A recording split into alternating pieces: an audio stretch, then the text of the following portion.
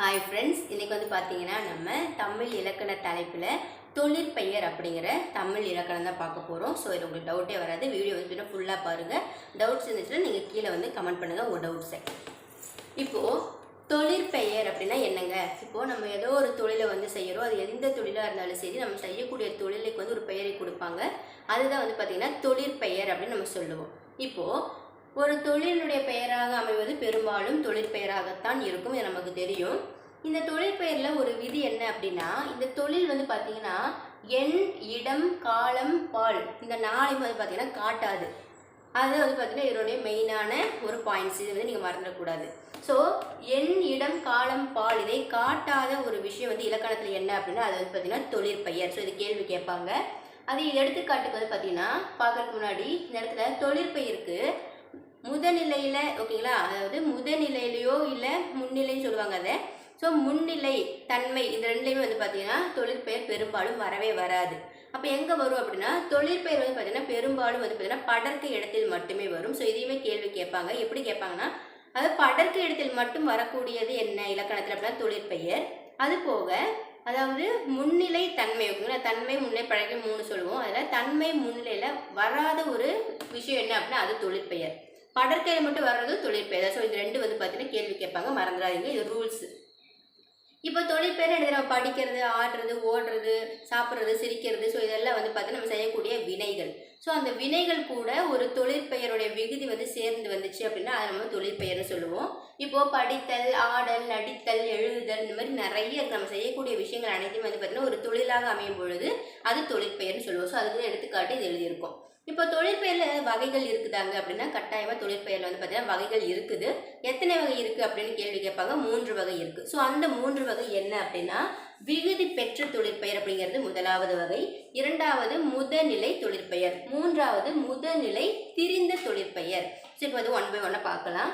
விகுதி பெற்ற தொழிற்பெயர் சொல்லும் பொழுது உங்களுக்கு தெரியுது, விகுதி பெற்ற தொழிற்பெயர்னா ஒரு தொழிற்பெயர் இருக்கும், அதில் வந்து என்னது விகுதி வந்து இடம்பெற்றிருக்கும், அதை வந்து விகுதி பெற்ற தொழிற்பெயர் அப்படின்னு சொல்கிறோம்.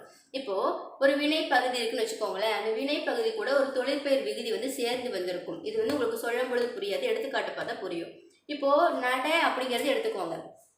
இப்போ நட அப்படிங்கிறது என்னது, ஒரு வினை, நம்ம செய்யக்கூடிய ஒரு வினை. அதே மாதிரி உண் அப்படிங்கிறது என்னது, நம்ம செய்யக்கூடிய ஒரு வினை, சாப்பிட்றது. வாழ்னா என்னது, நம்ம வாழக்கூடிய ஒரு வினை. ஸோ அப்போ நட, உண், வாழ் இதெல்லாம் வந்து பார்த்தீங்கன்னா வினை பகுதிகள் தான். இது கூட வந்து ஏதாவது தொழிற்பெயர் விதி வந்திருக்குதா, வரல. ஆனால் நட, உண், வாழ் மட்டும் கொடுத்துச்சுன்னா அது வினை பகுதிகள்.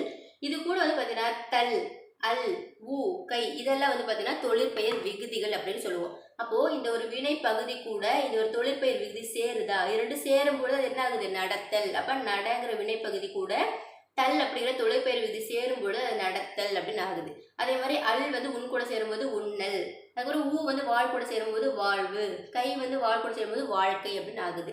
இதுதான் வந்து பார்த்தீங்கன்னா விகுதி பெற்ற தொழிற்பெயர். ஒரு வினை பகுதியுடன் ஒரு தொழிற்பெயர் விகுதிகள் வந்து சேரும் பொழுது என்ன உருவாகும்னா விகுதி பெற்ற தொழிற்பெயர் வந்து உருவாகும். இது முதல் வகை.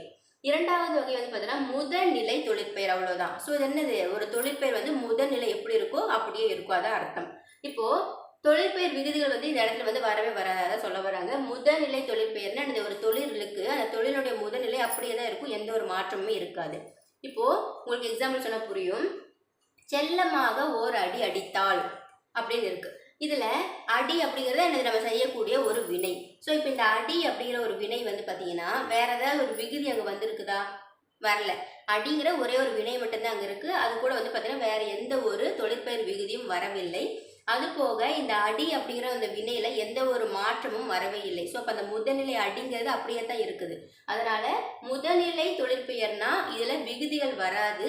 அது போக அந்த வினையினுடைய முதல்நிலை வந்து பார்த்தீங்கன்னா எந்த ஒரு மாற்றமும் இல்லாமல் அப்படியே இருக்கும். அதுதான் வந்து பார்த்தீங்கன்னா முதல்நிலை தொழிற்பெயர். ரெண்டாவது ஒரு எக்ஸாம்பிள், அறிஞர் அண்ணா தம் பேச்சால் புகழ் பெற்றார். இந்த இடத்துல புகழ் அப்படிங்கிறது அவருடைய ஒரு சிறப்பை வந்து உயர்த்தி கூறுவது. இந்த இடத்துல புகழ்ங்கிறது புகழாக மட்டும்தான் இருக்குது, வேற அந்த சேஞ்சஸும் ஆகலை. அதே போல தொழிற்பெயர் விகுதிகள் எதுவும் இடம்பெறவில்லை. இது வந்து பார்த்தீங்கன்னா இந்த முதல்நிலை தொழிற்பெயருக்கு ஒரு எடுத்துக்காட்டு. மூன்றாவது வகை வந்து பார்த்தீங்கன்னா முதல்நிலை திரிந்த தொழிற்பெயர். அப்போ சொல்லும்போது உங்களுக்கு தெரியுது, அந்த முதல்நிலை தொழிற்பெயர் அப்படிங்கிறது ஏதோ திரிந்திருக்கும். ஸோ திரிந்திருக்கும்னா என்னது, இலக்கணத்தில் மாறுபட்டு இருக்கும் அப்படின்னு அர்த்தம். என்ன மாறுபடுது அப்படிங்கிறது பார்க்கலாம். ஸோ இப்போ முதல்நிலை திரிந்த தொழிற்பெயர்னா தொழிற்பெயர் இருக்கக்கூடிய அந்த முதல்நிலையானது ஏதோ ஒரு சேஞ்சஸ் வந்து அங்கே வந்திருக்குது அப்படின்னு அர்த்தம். இப்போது அந்த முதல்நிலை தெரிவதால் உருவாகக்கூடிய தொழிற்பெயர் அனைத்துமே வந்து பார்த்தீங்கன்னா முதல்நிலை தெரிந்த தொழிற்பெயர் தான். உதாரணம் வந்து பார்த்தீங்கன்னா தமிழ் படிக்கும் பேறு பெற்றேன் அப்படின்னு இருக்கு. ஓகேங்களா, தமிழ் படிக்கும் பேறு பெற்றேன். இந்த இடத்துல பேரு அப்படிங்கிறது முதல்நிலையா அப்படிங்கிறத ஃபர்ஸ்ட் நம்ம யோசிக்கணும். பேரு அப்படிங்கிறது முதல்நிலை கிடையாது. அப்போ இந்த பேருக்கு முதல்நிலை எதுவாக இருக்கும்? பெரு அப்படிங்கிறது தான் என்னுடைய முதல்நிலையா இருக்கும். அப்போ இந்த இடத்துல முதல்நிலை திரிந்து வந்திருக்கிறது தான் பேரு. அப்போ இது பாருங்க, இந்த பெருன்னு இருக்கிறது முதல்நிலை. இந்த முதல்நிலையில் இருக்கக்கூடிய இந்த பே அப்படிங்கிறது பே அப்படிங்கிற இந்த குரில் வந்து நெடிலா மாறி வந்திருக்கு. அப்போ முதல்நிலை வந்து மாறுபட்டு இருக்குது. அப்போ பே அப்படிங்கிறது ஒரு மாற்றம் வந்திருக்குது, மாறி இருக்குது எழுத்து அப்படின்னு அர்த்தம். அப்போ முதல்நிலையும் மாறி இருக்குது, அதனுடைய மீனிங்கும் மாறும், அது போக அந்த எழுத்தும் மாறும். இந்த மாதிரி வர்றது முதல்நிலை திரிந்த தொழிற்பெயர். முதல்நிலையே திரிந்திருக்கும் அப்படின்னு அர்த்தம்.